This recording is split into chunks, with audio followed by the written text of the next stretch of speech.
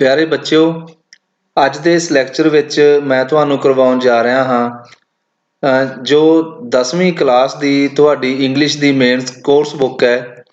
ਉਸ ਦਾ 6ਵਾਂ ਲੈਸਨ ਹੈ ਜੋ ਦਾ ਹੋਮ ਕਮਿੰਗ। ਉਸ ਦੇ ਕੁਐਸਚਨ ਆਨਸਰ ਆਪਾਂ ਇਸ ਲੈਕਚਰ ਵਿੱਚ ਕਰਾਂਗੇ। Let's start. ਪਹਿਲਾ ਪ੍ਰਸ਼ਨ ਹੈ ਬੇਟਾ ਤੁਹਾਡਾ, ਹੂ ਵਾਜ਼ ਫਟਿਕ? ਫਟਿਕ ਕੌਣ ਸੀ? ਆਨਸਰ ਦੇਖੋ, ਫਟਿਕ ਵਾਜ਼ ਆ 14-year-old boy। ਫਟਿਕ ਇੱਕ 14 ਸਾਲ ਦਾ ਲੜਕਾ ਸੀ। He was the ringleader among the boys of his village। ਉਹ ਰਿੰਗ ਲੀਡਰ ਸੀ। ਰਿੰਗ ਲੀਡਰ ਹੁੰਦਾ ਬੇਟਾ ਮੁਖੀਆ। ਥੱਲੇ ਇਹਨਾਂ ਕੁਐਸਚਨਾਂ ਦੇ ਥੱਲੇ ਪੰਜਾਬੀ ਵੀ ਦਿੱਤੀ ਹੋਈ ਹੈ, ਤੁਸੀਂ ਇੱਥੋਂ ਵੀ ਦੇਖ ਸਕਦੇ ਹੋ। ਰਿੰਗ ਲੀਡਰ ਹੁੰਦਾ ਮੁਖੀਆ। He was the ringleader among the boys। ਲੜਕਿਆਂ ਵਿੱਚ ਅਮੰਗ ਲੱਗਦਾ ਬੇਟਾ ਜਦੋਂ ਜ਼ਿਆਦੇ ਦੇ ਵਿੱਚ ਦੀ ਗੱਲ ਅਸੀਂ ਕਰੀਏ। ਅਮੰਗ ਦੋਵਾਂ ਦੇ ਵਿੱਚ ਦੀ ਗੱਲ ਕਰੀਏ ਤਾਂ ਬਿਟਵੀਨ, ਜ਼ਿਆਦਿਆਂ ਦੇ ਵਿਚਕਾਰ ਦੀ ਗੱਲ ਕਰੀਏ ਤਾਂ among. He was the ringleader among the boys of his village। ਆਪਣੇ ਪਿੰਡ ਦੇ ਲੜਕਿਆਂ ਦੇ ਵਿੱਚ ਉਹ ਮੁਖੀਆ ਸੀ। ਜਿਸ ਤਰ੍ਹਾਂ ਕੁਝ ਲੜਕਿਆਂ ਦਾ ਗਰੁੱਪ ਹੁੰਦਾ ਹੈ, ਉਹਨਾਂ ਵਿੱਚੋਂ ਇੱਕ ਉਹਨਾਂ ਲੜਕਿਆਂ ਦਾ ਹੀ ਲੀਡਰ ਜਿਹਾ ਹੁੰਦਾ ਹੈ, ਉਸਨੂੰ ਕੀ ਕਹਿ ਦਿੰਦੇ ਆ? ਮੁਖੀਆ। His fertile mind always thought of new mischiefs। ਉਸਦਾ ਉਪਜਾਊ ਦਿਮਾਗ ਸੀ ਜੋ fertile ਹੁੰਦਾ ਉਪਜਾਊ। Always thought of new mischiefs। ਹਮੇਸ਼ਾ ਨਵੀਆਂ ਸ਼ਰਾਰਤਾਂ ਸੋਚਦਾ ਰਹਿੰਦਾ ਸੀ। Thought of ਹੁੰਦਾ ਸੋਚਣਾ, mischiefs ਹੁੰਦੀਆਂ ਸ਼ਰਾਰਤਾਂ।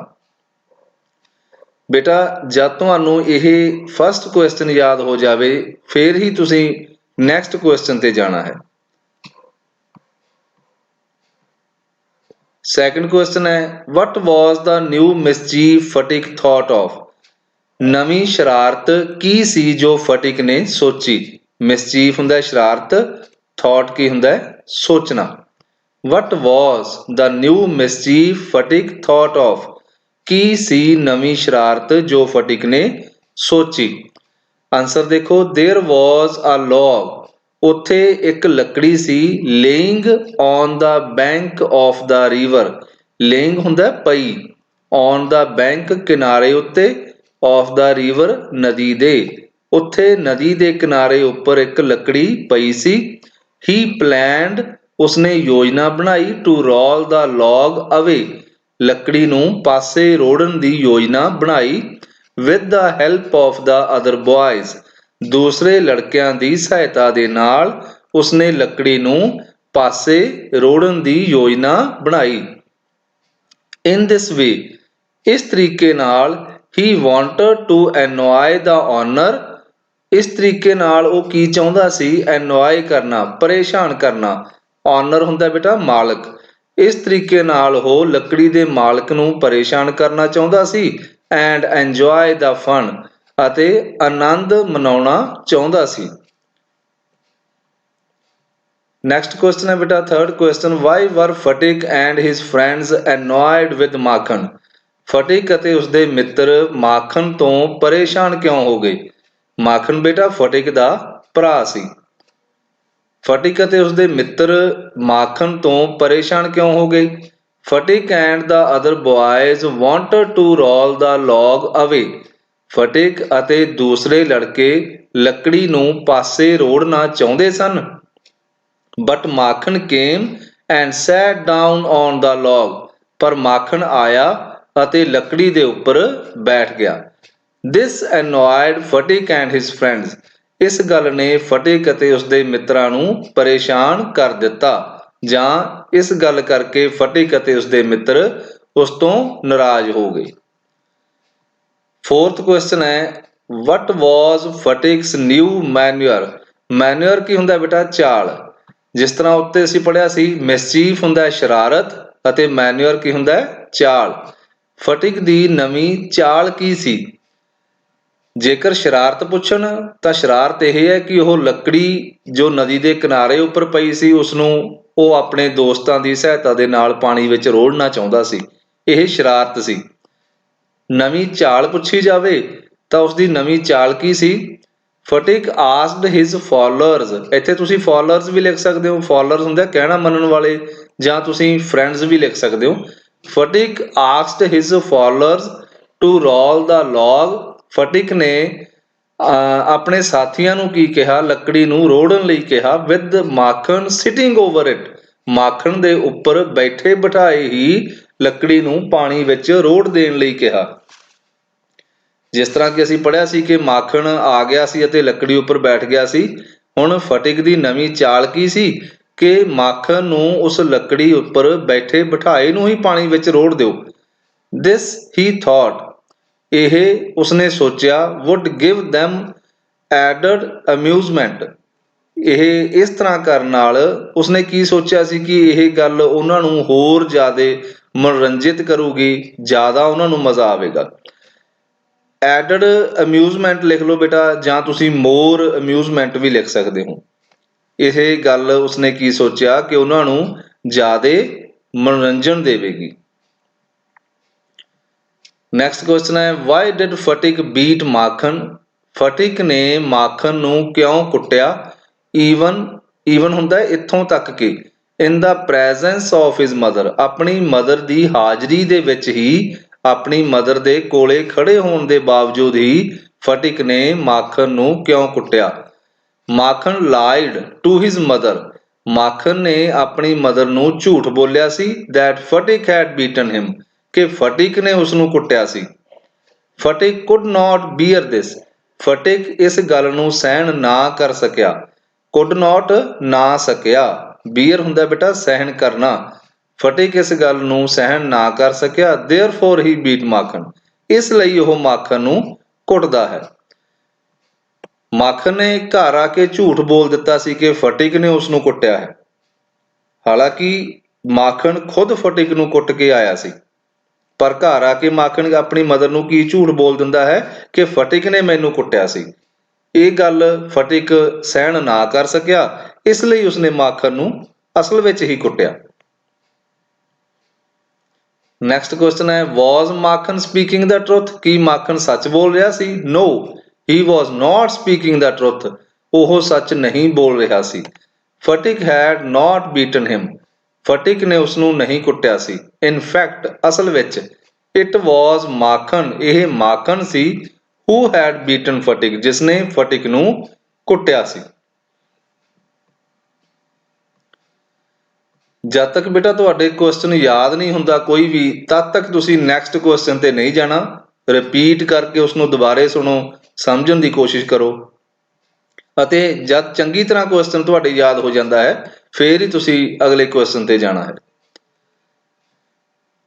ਨੈਕਸਟ ਕੁਐਸਚਨ ਹੈ, why did Phatik's mother want to send him away to her brother's house? Phatik ਦੀ ਜੋ ਮਦਰ ਸੀ ਉਹ ਕਿਉਂ ਉਸ ਨੂੰ ਪਾਸੇ ਭੇਜਣਾ ਚਾਹੁੰਦੀ ਸੀ, ਆਪਣੇ ਭਰਾ ਦੇ ਘਰ, ਯਾਨੀ ਕਿ ਫਟਿਕ ਦੇ ਮਾਮਾ ਦੇ ਘਰ ਉਹ ਉਸ ਨੂੰ ਕਿਉਂ ਭੇਜਣਾ ਚਾਹੁੰਦੀ ਸੀ? ਦ ਮਦਰ ਹੈਡ ਆ ਮਿਸਅੰਡਰਸਟੈਂਡਿੰਗ, ਬੇਟਾ ਜਿਸ ਦੀ ਥਾਂ ਤੇ ਤੁਸੀਂ ਮਿਸਅੰਡਰਸਟੈਂਡਿੰਗ ਲਿਖ ਲਓ ਕਿ ਮਦਰ ਨੂੰ ਇੱਕ ਮਿਸਅੰਡਰਸਟੈਂਡਿੰਗ ਸੀ ਅਗੇਂਸਟ ਫਟਿਕ, ਫਟਿਕ ਦੇ ਵਿਰੁੱਧ ਉਸ ਨੂੰ ਕੀ ਸੀ, ਇੱਕ ਗਲਤ ਫਹਿਮੀ ਸੀ। ਹੈਡ ਹੁੰਦਾ ਬੇਟਾ ਮਦਰ ਕੀ ਹੈ, ਰੱਖਦੀ ਸੀ। ਆ ਮਿਸਅੰਡਰਸਟੈਂਡਿੰਗ ਇੱਕ ਗਲਤ ਫਹਿਮੀ ਅਗੇਂਸਟ ਫਟਿਕ, ਫਟਿਕ ਦੇ ਵਿਰੁੱਧ। ਸ਼ੀ ਥਾਟ, ਉਹ ਸੋਚਦੀ ਸੀ, ਹੀ ਵੁੱਡ ਸਮਡੇ, ਉਹ ਕਿਸੇ ਦਿਨ, ਡਰਾਉਨ ਮਾਖਣ ਇਨ ਦਾ ਰੀਵਰ, ਮਾਖਣ ਨੂੰ ਨਦੀ ਵਿੱਚ ਧਕੇਲ ਦੇਵੇਗਾ, ਔਰ ਬ੍ਰੀਕ ਹਿਜ਼ ਹੈਡ ਇਨ ਅ ਫਾਈਟ, ਜਾਂ ਉਸਦਾ ਸਿਰ ਤੋੜ ਦੇਵੇਗਾ, ਸਿਰ ਫਾੜ ਦੇਵੇਗਾ ਕਿਸੇ ਲੜਾਈ ਵਿੱਚ। Therefore she wanted to send him away, ਇਸ ਲਈ ਉਹ ਉਸ ਨੂੰ ਪਾਸੇ ਭੇਜਣਾ ਚਾਹੁੰਦੀ ਸੀ, ਦੂਰ ਭੇਜਣਾ ਚਾਹੁੰਦੀ ਸੀ, ਆਪਣੇ ਭਰਾ ਦੇ ਘਰ ਉਸ ਨੂੰ ਭੇਜਣਾ ਚਾਹੁੰਦੀ ਸੀ। ਨੈਕਸਟ ਕੁਐਸਚਨ ਹੈ, how was Phatik received by his aunt? Phatik ਕਿਸ ਤਰ੍ਹਾਂ ਫਟਿਕ ਦਾ ਸਵਾਗਤ ਕੀਤਾ ਗਿਆ ਉਸਦੀ ਆਂਟ ਦੁਆਰਾ? ਆਂਟ ਬੇਟਾ ਕੌਣ ਹੈ ਇੱਥੇ? ਉਸਦੀ ਮਾਮੀ। ਫਟਿਕ ਨੂੰ ਜਦ ਉਸਦੀ ਮਦਰ ਨੇ ਆਪਣੇ ਭਰਾ ਯਾਨੀ ਕਿ ਫਟਿਕ ਦੇ ਮਾਮਾ ਦੇ ਨਾਲ ਭੇਜ ਦਿੱਤਾ ਸੀ, ਤਾਂ ਅੱਗੇ ਉਸਦੇ ਨਾਨਕੇ ਘਰ ਫਟਿਕ ਨੂੰ ਕਿਸ ਤਰ੍ਹਾਂ ਟ੍ਰੀਟਮੈਂਟ ਮਿਲਿਆ, ਕਿਸ ਤਰ੍ਹਾਂ ਉਸਦਾ ਸਵਾਗਤ ਕੀਤਾ ਗਿਆ? ਇਹ ਕੁਐਸਚਨ ਹੈ, how was Phatik received by his aunt? ਕਿਸ ਤਰ੍ਹਾਂ ਫਟਿਕ ਦਾ ਸਵਾਗਤ ਕੀਤਾ ਗਿਆ ਉਸਦੀ ਮਾਮੀ ਦੁਆਰਾ। The aunt was not at all pleased. Aunt ਬਿਲਕੁਲ ਵੀ ਖੁਸ਼ ਨਹੀਂ ਸੀ। ਐਟ ਆਲ ਹੁੰਦਾ ਬਿਲਕੁਲ ਵੀ, ਪਲੀਜ਼ਡ ਹੁੰਦਾ ਖੁਸ਼। ਉਸਦੀ ਮਾਮੀ ਬਿਲਕੁਲ ਵੀ ਖੁਸ਼ ਨਹੀਂ ਸੀ। She thought, ਉਹ ਮੰਨਦੀ ਸੀ, of ਫਟਿਕ as an unnecessary addition. ਉਹ ਫਟਿਕ ਨੂੰ ਕੀ ਮੰਨਦੀ ਸੀ? ਇੱਕ ਗੈਰ ਜ਼ਰੂਰੀ ਵਾਧਾ। ਐਡੀਸ਼ਨ ਹੁੰਦਾ ਵਾਧਾ, to her family. ਆਪਣੇ ਪਰਿਵਾਰ ਵਿੱਚ ਉਹ ਫਟਿਕ ਨੂੰ ਇੱਕ ਗੈਰ ਜ਼ਰੂਰੀ ਵਾਧਾ ਮੰਨਦੀ ਸੀ। ਨੈਕਸਟ ਕੁਐਸਚਨ ਹੈ, why could not ਫਟਿਕ do well at school? ਫਟਿਕ ਕਿਉਂ ਨਾ ਚੰਗਾ ਕਰ ਸਕਿਆ ਸਕੂਲ ਦੇ ਵਿੱਚ? ਆਪਣੇ ਨਾਨਕੇ ਘਰ ਜਦ ਉਸਨੂੰ ਸਕੂਲ ਵਿੱਚ ਭੇਜਿਆ ਗਿਆ ਪੜ੍ਹਨ ਦੇ ਲਈ ਤਾਂ ਉਹ ਉੱਥੇ ਚੰਗਾ ਪ੍ਰਦਰਸ਼ਨ ਕਿਉਂ ਨਹੀਂ ਕਰ ਸਕਿਆ? ਆਂਸਰ ਹੈ ਬੇਟਾ, ਫਟਿਕ was ill treated at his uncle's house. ill treated ਹੁੰਦਾ ਬੇਟਾ ਬੁਰਾ ਵਿਵਹਾਰ ਕੀਤਾ ਗਿਆ। ਫਟਿਕ ਦੇ ਨਾਲ ਬੁਰਾ ਵਿਵਹਾਰ ਕੀਤਾ ਗਿਆ ਉਸਦੇ ਮਾਮਾ ਜੀ ਦੇ ਘਰ। He was always sad. ਉਹ ਹਮੇਸ਼ਾ ਹੀ ਉਦਾਸ ਰਹਿੰਦਾ। He could not put his mind to his studies. ਉਹ ਆਪਣਾ ਦਿਮਾਗ ਪੜ੍ਹਾਈ ਵਿੱਚ ਨਾ ਲਗਾ ਸਕਿਆ। could not ਹੁੰਦਾ ਨਾ ਸਕਿਆ। put his mind to his studies.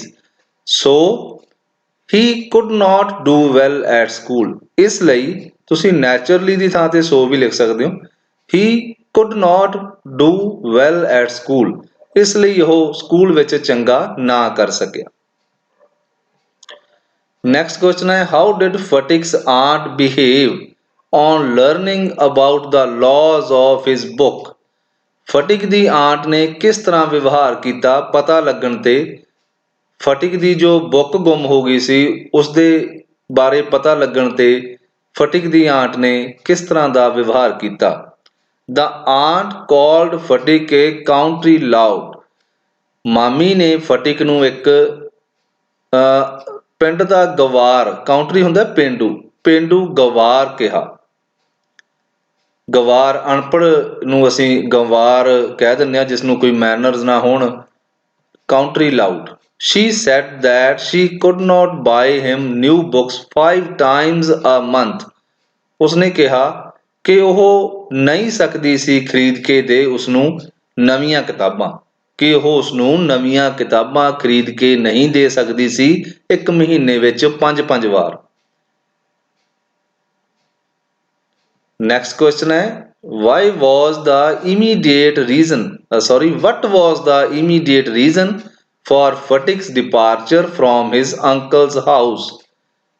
Immediate reason ਕੀ ਹੁੰਦਾ ਬੇਟਾ? ਤੁਰੰਤ ਕਾਰਨ ਜਾਂ ਬਿਲਕੁਲ ਉਸ ਸਮੇਂ ਦਾ ਉਹ ਕਿਹੜਾ ਕਾਰਨ ਸੀ ਜਿਸ ਕਰਕੇ ਫਟਿਕ ਨੇ ਆਪਣੇ ਮਾਮਾ ਜੀ ਦਾ ਘਰ ਛੱਡ ਦਿੱਤਾ? ਡਿਪਾਰਚਰ ਹੁੰਦਾ ਜਾਣਾ। ਫਟਿਕ ਦੇ ਆਪਣੇ ਮਾਮਾ ਜੀ ਦਾ ਘਰ ਛੱਡ ਕੇ ਜਾਣ ਦਾ ਇੱਕ ਤੁਰੰਤ ਕਾਰਨ ਕਿਹੜਾ ਬਣਿਆ? ਆਂਸਰ ਹੈ, one day ਫਟਿਕ had a bad headache. ਇੱਕ ਦਿਨ ਫਟਿਕ ਨੂੰ ਬਹੁਤ ਜ਼ਿਆਦਾ ਸਿਰ ਦਰਦ ਸੀ। and a shivering fit, ਅਤੇ ਕੰਬਣੀ ਛਿੜ ਗਈ ਸੀ। shivering fit ਹੁੰਦਾ ਕੰਬਣੀ ਛਿੜਨਾ। he feared he would become a nuisance to his aunt. ਉਸਨੂੰ ਡਰ ਸੀ ਕਿ ਉਹ ਆਪਣੀ ਮਾਮੀ ਦੇ ਲਈ ਇੱਕ ਮੁਸੀਬਤ ਬਣ ਜਾਵੇਗਾ, ਵੀ ਜੇਕਰ ਉਹ ਘਰ ਜਾ ਕੇ ਦੱਸੇਗਾ ਕਿ ਮੇਰਾ ਸਿਰ ਦਰਦ ਹੋ ਰਿਹਾ ਹੈ ਜਾਂ ਮੈਨੂੰ ਕੰਬਣੀ ਛਿੜ ਰਹੀ ਹੈ, ਤਾਂ ਉਹ ਕੀ ਸੋਚਦਾ ਸੀ ਕਿ ਮਾਮੀ ਇਸ ਗੱਲ ਨੂੰ ਬਹੁਤ ਇਸ ਗੱਲ ਉੱਤੇ ਦੁਖੀ ਹੋਵੇਗੀ ਕਿ ਮੈਂ ਆਪਣੀ ਮਾਮੀ ਦੇ ਲਈ ਇੱਕ ਮੁਸੀਬਤ ਜਿਹੀ ਬਣ ਜਾਵਾਂਗਾ।